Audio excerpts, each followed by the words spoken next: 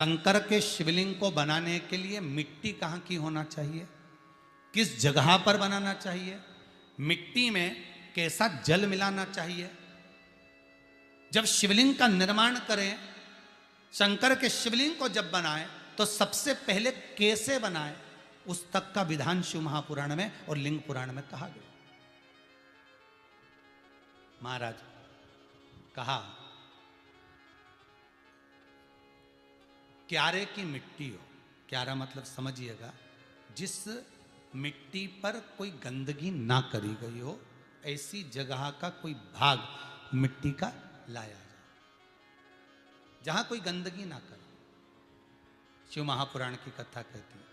देखो, पिछले वर्ष के लॉकडाउन से लेकर अभी तक की जो कथाएं आप लोग सुने हैं, उसमें शिवलिंग मट्टी का किस तरह से बनाया जाए और कैसी मट्टी हो और उसमें पानी कैसा मिलाया जाए, कैसा शिवलिंग तैयार करा जाए, उसका विधान वर्णन नहीं कर पाए, परंतु आज कथा निकली है तो उसको सुन लो।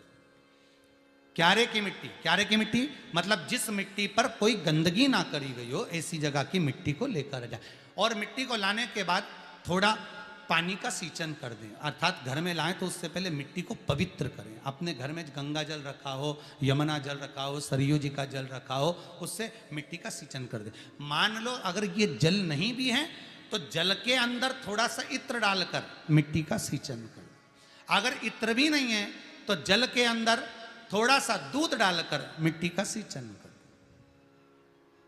दूध भी नहीं है तो एक बेलपत्री जल के अंदर डालकर उस पानी का सींचन कर। बेलपत्र भी नहीं है, पीपल का पत्ता डालकर उसका सींचन कर दें। पर मिट्टी पर घर में लाते से ही, ये नहीं कि मिट्टी आज लाए और तुमको शिवलिंग कल बनाना है, तो मिट्टी अगर एक दिन पहले लाए हो, 2 दिन पहले लाए हो, 4 दिन पहले लाए हो, तो उसी दिन जल का सींचन होना चाहिए। ये नहीं कि जिस दिन बनाएंगे उस दिन सींचन होगा। मिट्टी पर पानी का छींटा, सींचन भले ज़्यादा मत डालो, पर छींटा तो उस दिन लगा देना चाहिए जिस दिन घर में मिट्टी लेकर आए हो, जिस दिन लेकर। फिर भले तुम शिवलिंग 15 दिन बाद बनाओ, 8 दिन बाद बनाओ, 10 दिन बाद बनाओ, 3 दिन बाद बनाओ, पर उस समय पर मिट्टी का सींचन उस समय हो जाना चाहिए।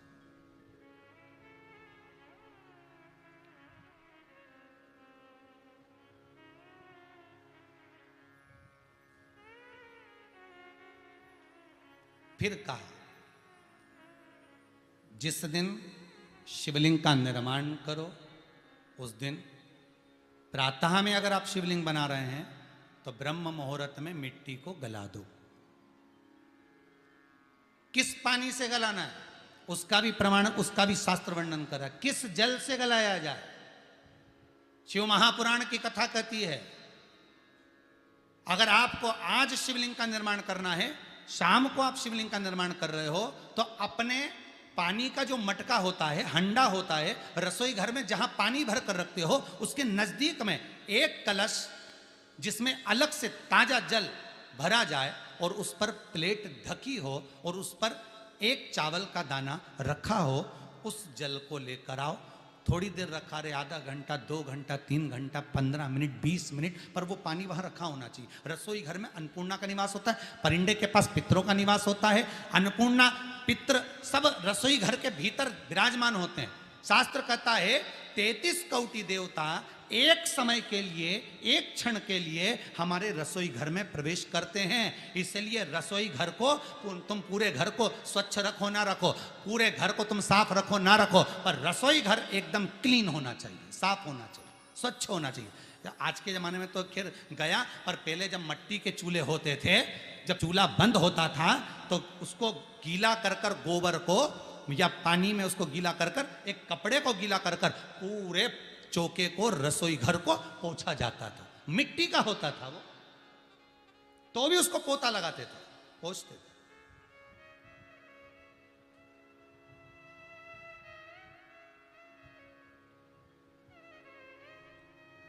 तो पहला क्रम है पार्थिव शिवलिंग का निर्माण। सावन के महीने में अगर आप शिवलिंग बनाते हैं, सोमवार को शिवलिंग बनाते हैं, तो नियम ध्यान रखिएगा महाराज, लिंग पुराण से है ये, इसका नियम ध्यान रखिए। क्या करना है, मिट्टी को लाना है, जल का छींटा देना, छींटा जरूर देना, घर में लेकर आए और जल का छींटा होना जरूरी है। 2 दिन तक 3 दिन तक मिट्टी रखी हुई है, और उसके बाद अगर आपने पानी का छींटा नहीं दिया है और आपने डायरेक्ट मिट्टी को गला दिया और उसके बाद बनाया, तो उसका कोई प्रमाण नहीं। जल का छींटा अवश्य। फिर उसको रख दें, 15 दिन बाद बनाओ, 4 दिन बाद बनाओ, 3 दिन बाद बनाओ, 2 दिन बाद बनाओ। शिवलिंग जब बनाओ तब उस मिट्टी को, जो कलश आपने रसोई घर में रखा है चावल का दाना रखकर प्लेट के ऊपर, अर्थात उस कलश का जल उस मिट्टी में थोड़ा सा डालिए। क्यों डाला जाता है उसका भी भाव वर्णन किया है। अब भविष्य पुराण, स्कंद पुराण और अग्नि पुराण, इन तीनों से ले लिया गया। वर्णन किया गया, जब उस कलश का जल हम डालते हैं तो उस कलश में पितरों का भाव आ जाता है, अन्नपूर्णा का भाव आ जाता है, घर में लक्ष्मी का भाव आ जाता है, संपदा का भाव आ जाता है। पूरे 24 घंटे के अंदर एक क्षण के लिए रसोई घर में 33 कोटि देवता आते हैं, तो वो देवता का सारा भाव उस कलश के अंदर आ जाता है। और वो जल जब हम उस मिट्टी में मिलाते हैं तो गंगा, यमुना, सरयू, सरस्वती, ये 33 कोटि देवता में, तो इन सब का आनंद उस जल में आ जाता है। और वो जल जब हम मिट्टी में मिलाते हैं तो मिट्टी पवित्र हो जाती है, स्वयं कैलाश अधिपति को स्वीकार करने के लायक हो जाती है, निर्मित करने के लायक हो जाती है।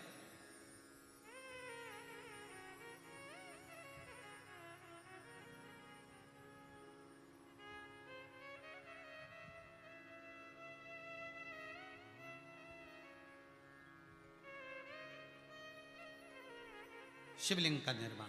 अब शिवलिंग का निर्माण कैसे करना? मिट्टी में गला दिया पानी में। सबसे पहले शिवलिंग बनाने से पहले पात्र जो होता है उसके नीचे एक बेलपत्र रखी जाती है। क्या रखना है? एक बेलपत्र। शंकर को झेलने के लिए कोई साधारण नहीं है पात्र जिस पे झेला जाए। स्वयं गंगा शिव की जटा में, और आप शंकर के शिवलिंग का निर्माण कर रहे हो, कोई साधारण नहीं हो सकता। स्वयं आप विदेश्वर संहिता के अंतर्गत पढ़े कि ब्रह्मा और विष्णु, ब्रह्मा ऊपर जा रहे हैं, भगवान विष्णु नीचे जा रहे हैं, तो पता नहीं कर पा रहे कि यहां चरण कहां पर और शीश कहां पर है, उसको जान ही नहीं पा रहे।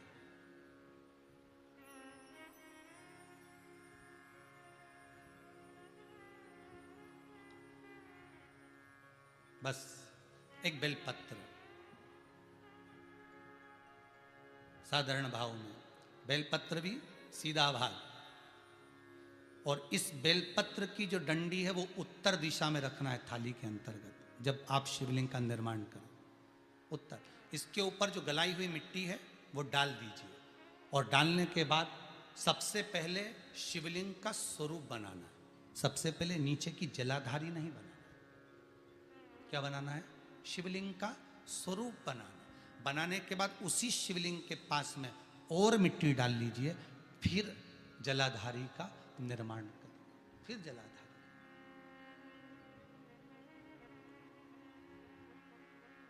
शिवलिंग जलाधारी निर्मित हो गई।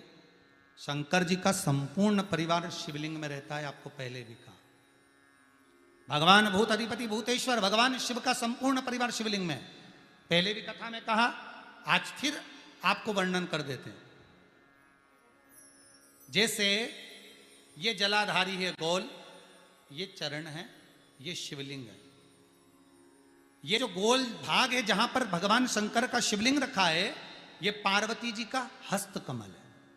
जहां से पानी नीचे गिर रहा है, इसके राइट भाग में श्री गणेश जी का स्थान, लेफ्ट भाग में श्री कार्तिकेय जी का स्थान। बीच में जो एक मोटी सी लाइन होती है जलाधारी में, वो पार्वती जी के सुंदर पुत्री अशोक सुंदरी का स्थान। शंकर जी के ऊपर जो तिकोनी रखी रहती है, उसके ऊपर से जो जल बूंद बूंद नीचे गिरता है, ये जो पानी बूंद बूंद नीचे गिरता है, या आप कलश से जल चढ़ाते हो या आप श्रृंगी से जल चढ़ाते हो, तो ये जो पानी गिर रहा है, ये शंकर भगवान की 5 पुत्रियां, जया, विषहरा, शामरी बारी, दौतली और देव, ये शंकर जी की 5 बेटी, 5 पुत्री। कार्तिकेय भी है, गणेश भी हैं, अशोक सुंदरी भी है, शंकर जी की 5 बेटियां भी हैं, शंकर भी है और पार्वती भी। अर्थात शिव जी के परिवार में आपको गणेश जी की पूजन अलग करने जाने की जरूरत नहीं पड़ेगी, शंकर के परिवार में पार्वती जी की पूजन अलग करने जाने की जरूरत नहीं पड़ेगी, कार्तिकेय की पूजन अलग जाकर करने की जरूरत नहीं है। शंकर का परिवार शंकर के शिवलिंग के साथ में उस जलाधारी में संपूर्ण परिवार शंकर का विराजमान है, संपूर्ण परिवार, कुछ भी नहीं, संपूर्ण और पूरा परिवार है महाराज। फिर वही बात आई, ध्यान दीजिएगा, जिस व्यक्ति को नींद ना आवे, रात्रि को सोते समय टेबलेट खाने की जरूरत नहीं, शंकर भगवान की 5 पुत्रियों का नाम लीजिए। जया, हाथ में जल लो, पलंग पर बैठो, जल हाथ में लिया, जया आचमन कर लो, विषहरा आचमन कर लो, शामली बारी आचमन कर लो, दौतली आचमन कर लो और देव आचमन कर लो। ये शंकर की जो 5 पुत्रियां हैं, ये ऐसी पुत्रियां हैं जो निंद्रा देवी को लेकर आती हैं और हमें विश्राम का आनंद सुख प्रदान करती हैं, हमारे नयनों पर विराजमान रहती।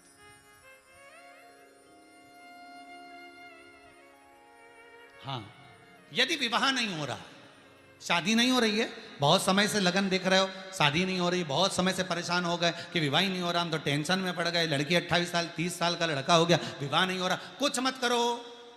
अष्टमी तिथि आए तो अशोक सुंदरी वाली जो जगह है वहां पर हल्दी की 7 बिंदियां लगा दो, लड़का लड़की का हाथ उस बिंदी पर रखवा दो, उसका नाम गोत्र बोलो, उसी हल्दी में उसके हाथ पीले करवा दो और पीपल के पेड़ पर उस हाथ के 5 छापे पड़वा दो, 3 महीने में विवाह पक्का हो जाता है महाराज। उसका इतना, अशोक सुंदरी के उस हल्दी का इतना प्रमाण,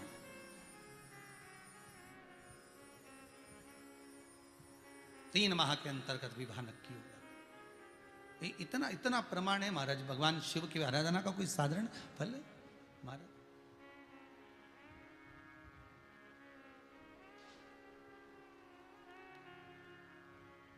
निर्मित करा शिवलिंग।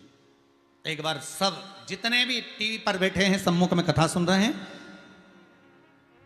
फेसबुक यूट्यूब पर सुन रहे हैं, एक बार साथ में समझें वापिस निर्माण को, शिवलिंग के निर्माण को। मिट्टी लाए, स्वच्छ जगह की, जल का छींटा दिया, रखा। जब शिवलिंग बनाया तो 1 कलश पानी पहले से 2 घंटा, आधा घंटा, 15 मिनट, 20 मिनट पहले उसको रख दिया, उसी पानी से उसको गीला करा। गीला करने के बाद उसका निर्माण सबसे पहले बेलपत्री, बेलपत्री के ऊपर मिट्टी, मिट्टी के ऊपर रखकर शिवलिंग का निर्माण, फिर जलाधारी का, जलाधारी का निर्माण और शिवलिंग का निर्माण पूर्ण होने के बाद में फिर बाबा का सुंदर भाव से आप श्रृंगार करें, अभिषेक करें, पूजन करें। और एक बात याद रखना, पार्थिव शिवलिंग का अगर निर्माण करा है तो आपको वो पार्थिव शिवलिंग को रात्रि होने से पहले विसर्जन होना जरूरी है। हाँ, अगर कोई शिवरात्रि का दिन है तो फिर आप पूरी रात रख सकते हो, हरतालिका तीज का दिन है पूरी रात रख सकते हो, बड़ी तीज है, छोटी तीज है, आप शिवलिंग बनाए हो तो आप पूरी रात रख सकते हो, विशेष कोई उत्सव है, श्रावण का महीना है, पूरी रात रख सकते हो। पर बाकी के समय अगर आप शिवलिंग का निर्माण करें तो उसको सूर्यास्त होने के पहले आप उसको नदी में, जल में, जलाशय में विसर्जन करें। बहुत ध्यान दीजिएगा, विसर्जन करते समय जब आप विसर्जन करें, पानी में अपने पात्र को, शिवलिंग को जब छोड़ें, उस समय पर ध्यान दीजिएगा कि शिवलिंग की जो जल की धार है, जिसका उत्तर की ओर जो जल की धार होती है, विसर्जन करते समय वो जल की धार अर्थात वो उत्तर का भाग हमारी ओर होना चाहिए और थाली इस तरह से पकड़ें कि वो भाग हमको जब डालें तो वो भाग हमको दिखे, थोड़ा सा नजर आए पानी में डालते समय। और जब वो थोड़ा भाग दिखता रहे, और जिसलिए आपने शिवलिंग बनाया, जिस कामना से आपने शिवलिंग बनाया है, वो कामना उस भाग को पानी में देखते देखते बोल दीजिए, वो कामना पूर्ण हो जाती है। इसको कहते हैं पार्थिव शिवलिंग का निर्माण करना और उसकी आराधना करना, उसकी आराधना। कई लोग करते हैं, बना भी लेते हैं, पूजन भी करते हैं, और कई बार कहते हैं हमारा काम नहीं, तो उसमें भगवान का दोष नहीं है, दोष अपना देखो। आप आए नहीं, सुबह हो गई, मेरी पूजा की थाली धरी की धरी रहेगी। क्यों नहीं आए, किस लिए नहीं, वो हमें देखना।